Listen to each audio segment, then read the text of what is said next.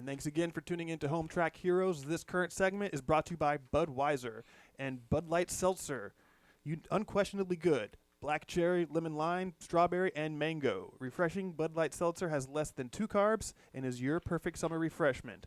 We're going to head out back on track now. We just saw that terrible wreck with Leon Band. Definitely sour to see, but no doubt he'll be back in track and back in shape in no time. But in the meantime, we got to send off Cameron Moore for a solo run for him to basically finish off the battle of sorts.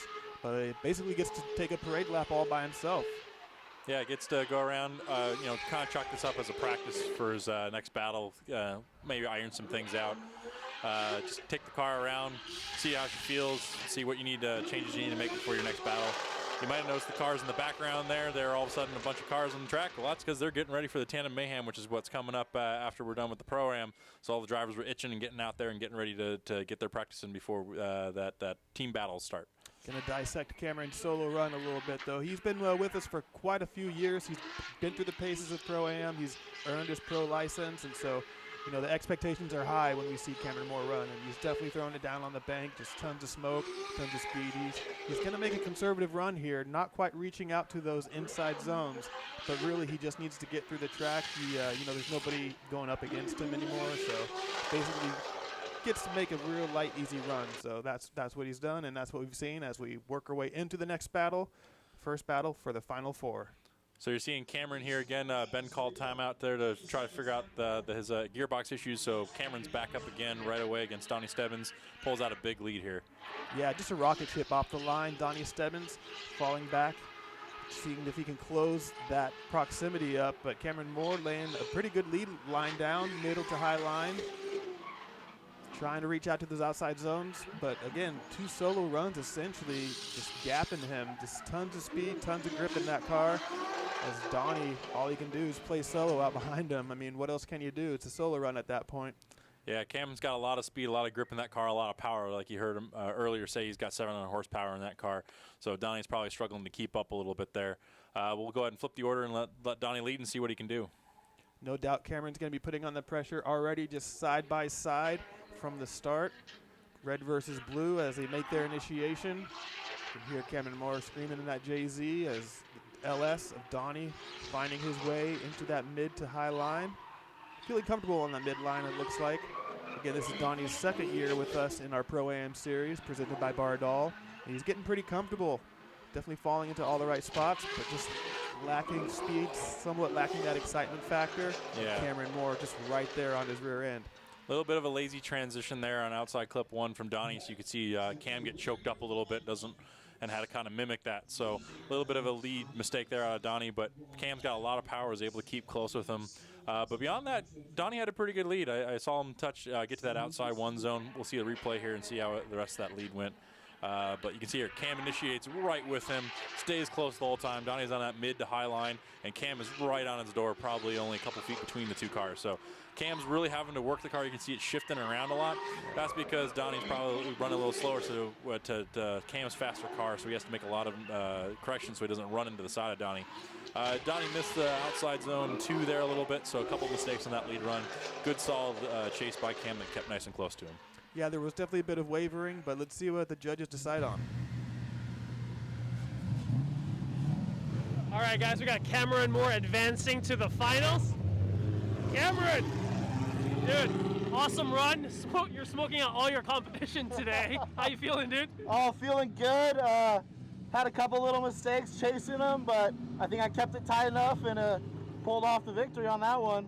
So. Yeah, you definitely smoked him on the lead, and then the proximity in the chase was a lot better. We have Ben White or Zach Farrar that you're potentially going to go up against in the finals. Who are you looking more forward to facing off against? Either one, actually. I mean, they're both 2 totally different styles of driving. One's got a JZ like this car, the other one's got a V8. But at the end of the day, I think it's going to be fun no matter what. Heck yeah, man. Can't wait to see it. All right, thanks.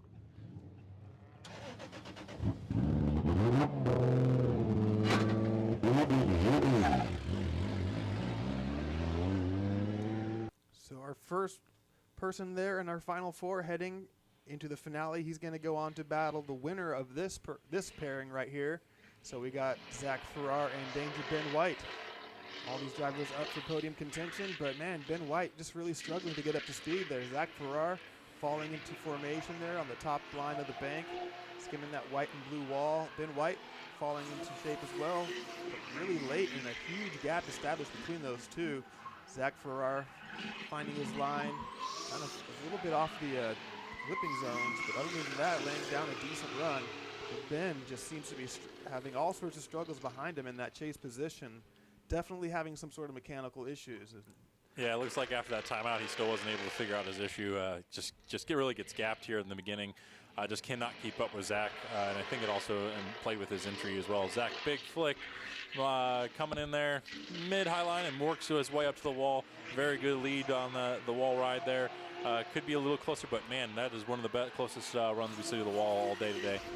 Misses both outside zones there, was a little bit shallow on both of them, and then washes out on that outside first inside clip.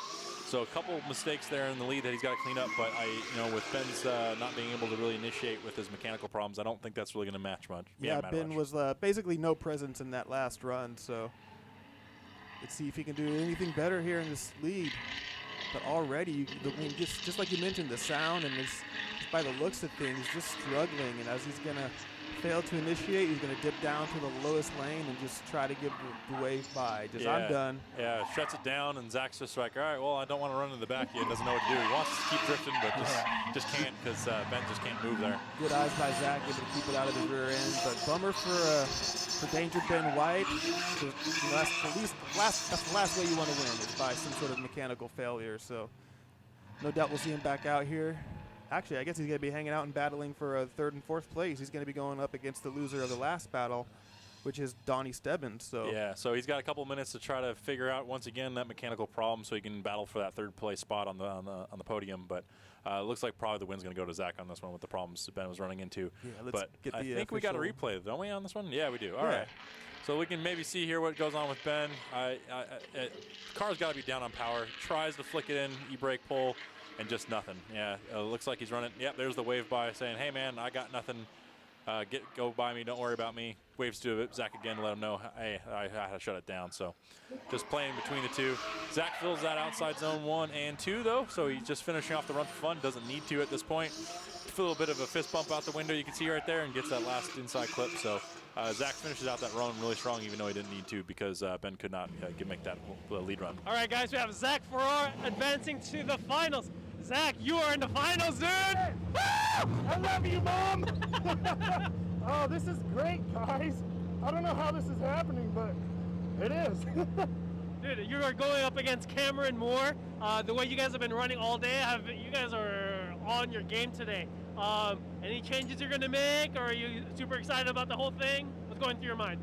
I think I'm just going to add more grip. He's a pretty consistent and quick driver, so that's all I've got in my mind. But all in all, I'm just here to have fun. Be in the present. Be in the Zen. What's that? I don't know, dude. You guys are ripping today. Thank you, guys. Yeah.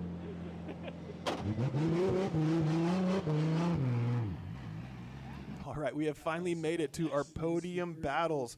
This is round 3 Pro AM presented by Bardal. All the points, everything is on the line here. This is for third place. Danger Ben White leading up against Donnie Stebbins. He's been having some mechanical issues. Has he overcome them? Is his car back in one piece? And again, we're seeing that struggle, just not quite suddenly getting into drift, but cannot maintain, cannot hold with it as he beelines off the track. And that is essentially making the run over. As soon as the lead driver zeroes out, the run is over. So unfortunate to see that with Danger Ben. We'll have to get an official word later as to what exactly went down, but wow, real slow off the line there. So whatever was going on just only got worse, it seemed like. But he made it to top 4. He's made it to this final third place bracket, so well done. Big points. Yeah, big points for sure. Donnie Stebbins, though, just going to be making a parade lap. As the sun comes down, the underglow starts to shine. Donnie is going to be getting a third place trophy, I believe. So solid props to Donnie Stebbins. His second year with us at Evergreen Drift Pro-Am as he lays it down and has a strong, good finish. Yeah, so Donnie coming in with a third place finish. That's a couple good finishes he's had now. I think he had another podium on round 1, I believe, if I can remember correctly. So good showing by Donnie so far this year. Checking out the replay, he's gotten a lot more comfortable on that bank. Smooth and steady is the key. A little bit low, but at this point he knows all he has to do is really finish a lap, so he can play it conservative, which is exactly what he does. Getting good on those inside zones, get the underglow. I'm all about this drone footage too. It's so unique to have that in this motorsport. As he finishes off and secures his 3rd place finish. So now we are on to the finals. This is for all the gold in the bag. This is for number 1 in points. Zach Farrar leading Cameron Moore. Evergreen Drift Pro-Am round 3, presented by Bardal. Zach Farrar throwing it up in the top lane, but Jay-Z Power chasing him down. That's Cameron Moore entering right on his rear quarter. Not a lot of breathing room. No clean air for Cameron Moore as he surges on the attack. Ooh. Quick clip on that rear quarter panel, and Cameron Moore comes to a stop. Zach Farrar, not phased at all, is able to finish. But man, huge attack there. Big surge by Cameron Moore coming around that infield. They had contact, but luckily, Zach was able, stay on it and able to pull out of it. Cameron Moore, it seemed to kind of shuffle up his front end a little bit, and he ended up spinning out. But man, quite the incident. We're going to have to take a look at the replay and see what we can see. Yeah, you can see from the other view earlier that Cam left a big gap, so that's just showing you how much power Cam has. Zach perfectly, nice high line right on the bank, and then here comes Cam flying in. Cam. That car's got some power and some grip, and I think this might be leading to his problem right here. He's so fast, he just can't quite shut it down enough and ends up tapping Zach there. Zach wasn't having the greatest line there on the inside of the track, but had a great bank run. But really, that fault's going to come down to Cam for coming in too hot and making contact with Zach. Just needed to give himself a little bit, but at the same time, he was making all the right moves. An aggressive attack on that transition, which is just what you need to do.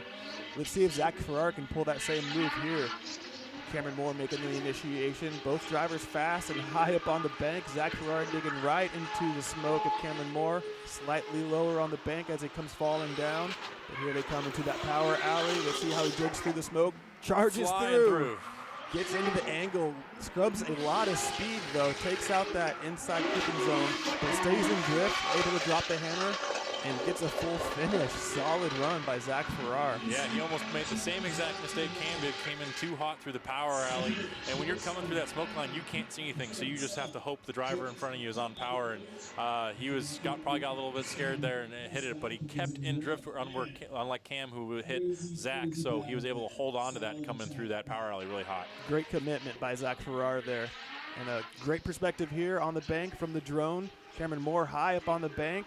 Left foot braking a little bit to set up that angle. A little bit lower line by Zach Farrar, but let's see how he hits the zones coming into the infield. Fills that first outside zone, and decent job on that second one too, but Zach, you can see how close he got surging through the smoke there. He did fall back a little bit choking up, but so Kevin Moore finishing off strong, but is that gonna be enough to come over the mistake? Dude, congratulations, man. How did all the runs feel? And what did you learn coming into today, and did you expect to make podium today? No, sure didn't. That was the first time ever competing on the big bank. It's fast and it's fun. I mean, I just was out there to have fun. This was your first time competing on the 5/8? Correct, yeah. Holy crap. Yeah, Dude, I know. Congrats. I know. It caught me off guard. Definitely was not expecting this. That's awesome. Did you learn anything through your battles about how each driver drove, or? Yeah, go faster. Oh. It's always go faster. So it was the first time tandeming with other people, and man, you need to come into that thing hot, and it just sets you up. So speed, yeah. That's awesome. You were ripped today, super consistent. The car was dialed in, and it looks like you were just in a flow state the whole day. Do you want to shout out to any sponsors and people that made it happen for you to be here? My wife. Donnie's wife. I mean, my shop, NWT Performance. Okay. Yeah. Tell the people how they can find you. Do you have a Twitter, Instagram is the easiest way. Okay. NWT Performance. Okay. So. Tight. Yeah. Awesome. Anybody else? Oh, that's it. Okay. Pretty small team. Third place for Formula Drift Evergreen Pro-Am, Donnie Stevens. Dude, you've been involved in this program for quite some time, and you came up through the grassroots events as well. How does it feel making it to the very top? It feels really good. I mean, definitely just having the same friends and family that have been there backing me this whole entire time. doing this for about 5 years and finally progressing and like getting my car finally like dialed in and everything being perfect. There was a few hiccups which I overcame them, and making it to the top in Pro-Am was just insane. Like, I did not expect this at all today. So Dude, that's awesome. And I know you and your team went through a whole hell of a lot to get your car over here. Do you want to share some of the stories to just get your car here? yeah, so last night I went to a car meet, and when I was about to leave, my fuel pump failed on me. And we had to trailer it back home, tore into it. Me and Daniel Reed spent, I don't know, until 2 o'clock in the morning trying to figure it out. We figured it out, got it to fire up, went to bed, came here, and it ran perfect all day. And then beat everybody and won the whole damn thing. Yeah, I don't know how I qualified first and then placed first, but Dude, it was awesome. So much fun. Awesome. I know you have a whole team backing you. Do you want to give them a shout out now and give all your sponsors the screen time they need? Oh yeah, dude. Shinshoku all the way, J2 Racing, A+ quality tires, all my people on the crew, David Packman, Frotch, Daniel Reed, my brother, my mom especially, my girlfriend for coming out and watching me. It's just, I couldn't have had a better day. Dude, awesome driving. Car was ripping. Great job all around. Thank you.